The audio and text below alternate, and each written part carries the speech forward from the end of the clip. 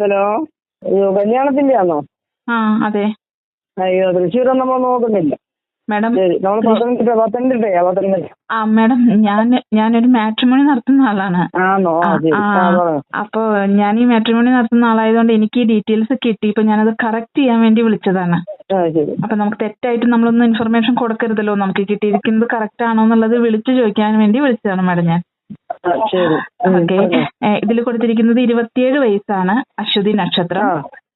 27 വയസ്സ് തന്നെയാണോ? ആ, 27 വയസ്സ്, അശ്വതി നക്ഷത്രം, ഉയരം 155, മീഡിയം വണ്ണം, ഇരുനിറം, വിദ്യാഭ്യാസം BA.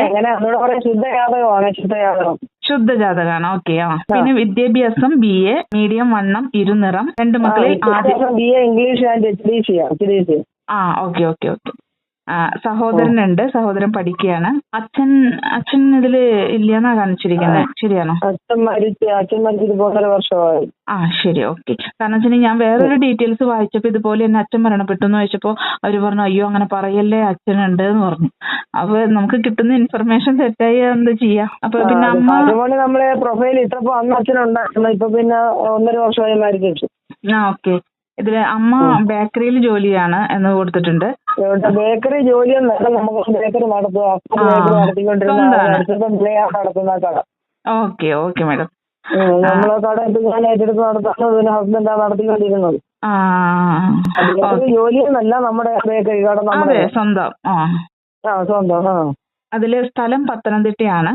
പത്തനംതിട്ട ജില്ല. ഓക്കെ. പിന്നെ ഇപ്പൊ നമുക്ക് ഡിമാൻഡ് എത്ര വയസ്സ് വരെ ആവാൻ വരണേ? 32 വരെ നോക്കാം.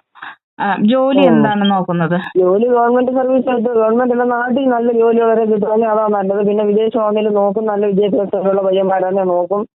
നല്ല ചുറ്റുപാടും കാര്യങ്ങളൊക്കെ നമുക്ക് മൊത്തത്തിൽ ഇഷ്ടപ്പെടുമല്ലോ. അങ്ങനെ പയ്യന്മാര് ഒരുവിധം ചുവടുള്ളതായിരിക്കണം. അങ്ങനെ നോക്കുന്നുണ്ട്. പിന്നെ ഇപ്പൊ നമുക്ക് ഈ എന്താ പറയാ, നമ്മുടെ ഈഴവ കാസ്റ്റ് മാത്രമേ നോക്കുന്നുള്ളൂ അതോ ഈഴവ മാത്രമേ ഉള്ളൂ? മേലേക്കുള്ള ജാതി ആണെങ്കിലും നമുക്ക് നോക്കുന്നില്ല അല്ലെ?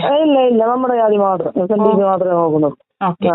ഇപ്പൊ നമുക്ക് ഈ പത്തനംതിട്ട മാത്രമേ നോക്കുന്നുള്ളൂ അതോ അതിനോട്? പത്തനംതിട്ട, കൊല്ലം, കോട്ടയം, ആലപ്പുഴ. പിന്നെ ആലപ്പുഴയായിട്ട് വേണ്ട, ആലപ്പുഴ ജില്ല നോക്കുന്നുള്ളൂ. ആലപ്പുഴ ആ ഭാഗമൊന്നും വേണ്ട നമുക്ക്. ഓക്കെ.